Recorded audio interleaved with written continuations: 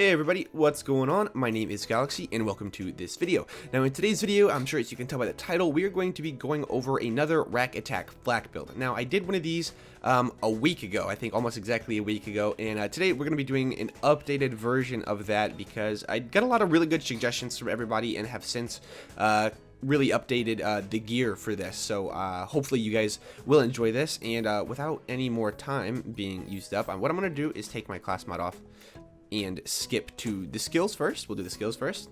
So we'll start off in the hunter tree. Now in the hunter tree, I'm sure you guys know what the skills are, and I'm sure you guys also have a method of reading them for yourself. So I will, cut out all the fluff and just tell you what skills we will be using.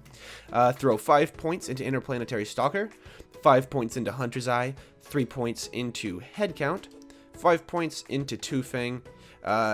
The most dangerous game gets 3 points, and then Galactic Shadow taking 1 point. The 1 point I put into Galactic Shadow, feel free to put wherever you'd like. I actually ended up just having that point left over after I finished the build, so I took those three. I'm not taking the increased gun damage and action skill damage. Again, that's another good one. Feel free to take with your extra point if you would like. Jump over here into Stalker Tree, and we will be taking self-repairing system for our top skill, and we'll also be taking furious attack from the top. Next up, take overclocked. After that, lick the wounds and turn tail and run, max them out. Then 3 points into the fast and the furious, and only 3 points into hidden machine. That's what it's that's what's necessary to get down to the next thing. I definitely skip rage and recover. That we're not doing really a pet build or anything, so you can feel free to skip that. And then this is the main squeeze that everybody was really getting at in the comments of the last video, was that I took the orange tree capstone with the Megavore for the 20% crit chance, and I didn't take, skip past it, I didn't take the power inside, which is if Fl4k is at full health, the damage increased is doubled. So I mean, if I'm at full health, then I get plus 50% damage actually, which after using a little bit, I totally agree. I think I made the wrong call there, but I'll always listen to your guys' suggestions and try them out and stuff and see for myself and let everybody know if they, if I was wrong. And then obviously we're gonna be doing taking Rakk Attack for our thing. That is the whole gist of the build. And next up, take Flock and Load and Accelerate for your augment. Next up in the gear, I will throw my class mod back on and show you what changes that makes. Now, I don't have the class mod that I would like. I really do not need the 2 points into, I forget the name of that blue skill with the shark, but try to get a bounty hunter class mod with like +3 to hunter's eye, or +4 to hunter's eye even, if you can find one of those. Just what I'm saying is try to make sure hunter's eye is your maxed out skill there. And we're going for Bounty Hunter class mod because it gives Fl4k a 3% chance to activate any purchased hunt skill when dealing gun damage, and bosses are now treated as humans, beast, and robotics for Fl4k's hunt skills. Anyways, next up I'm using the Butcher. I have an anointed one for attack command to gain 30% lifesteal for a short time. I'm not gonna lie, I really hardly ever find myself using the Butcher for the lifesteal, but it's obviously there as an option to kind of help with healing. But it's also just an overall really good gun as well, so it's utility and it's just, great.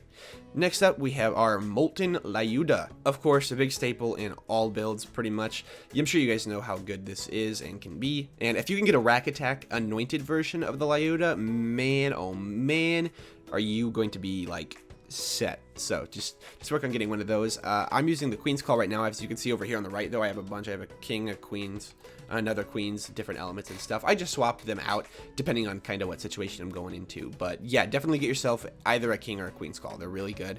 And again, if you can end up getting an anointed Rakk Attack one, then that would be obviously best for the build. Next up, I do have an anointed Rakk Attack engulfing radiation shred of fire.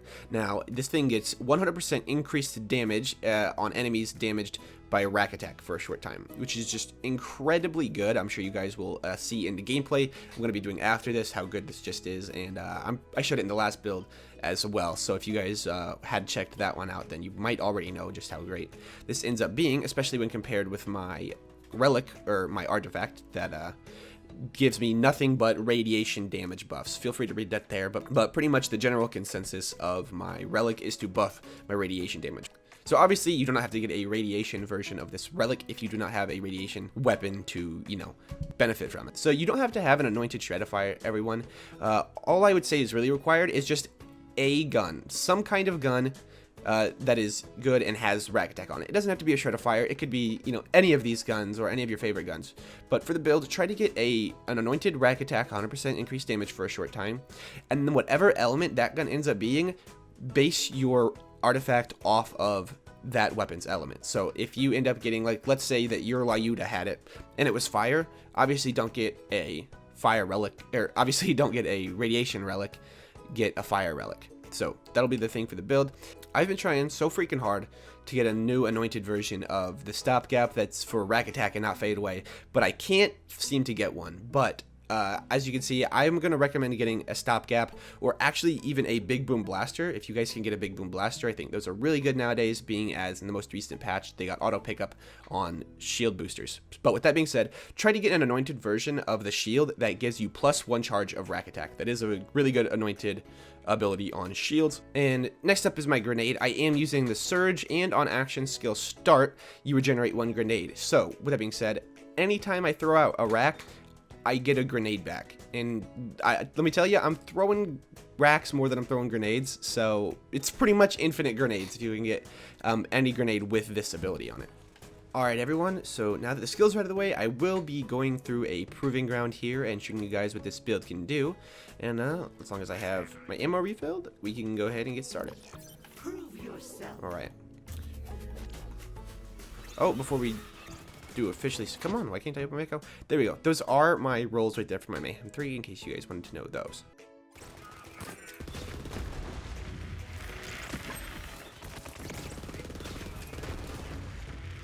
Go and meet death.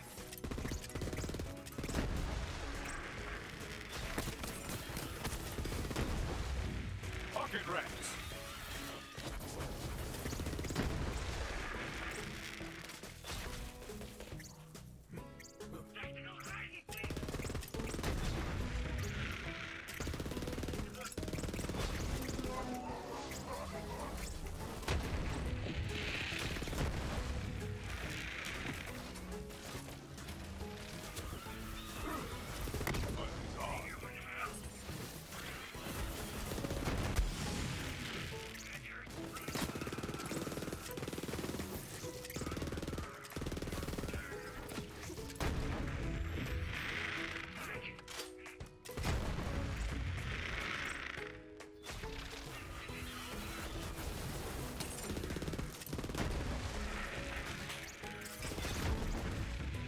Distract them.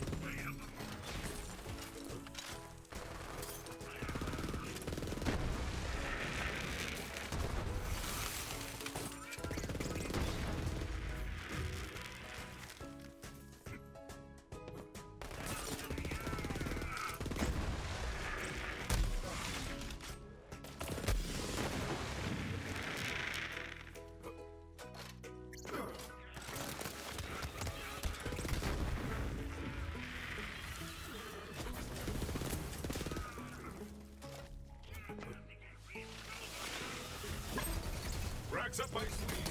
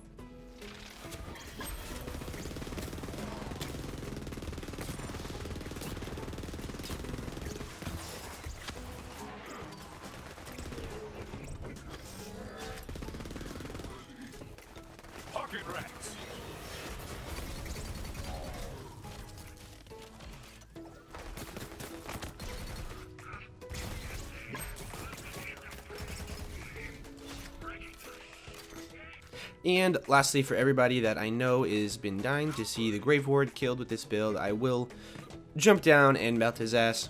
I mean, I have a Lyuda, so, I mean, it's not like that big of an accomplishment, I completely understand, but just in case you are curious of how this performs against bosses, or at least this boss, here you go.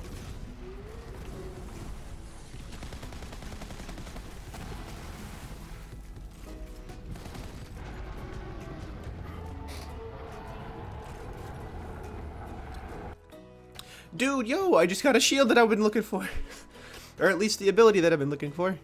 Dab. Well, anyways, everybody, thank you for stopping by this video and checking out the updated build. I do hope you all enjoyed it. Make sure to leave a like if you did find this one better than the last one, or if you just like this one, if you don't happen to catch the last one.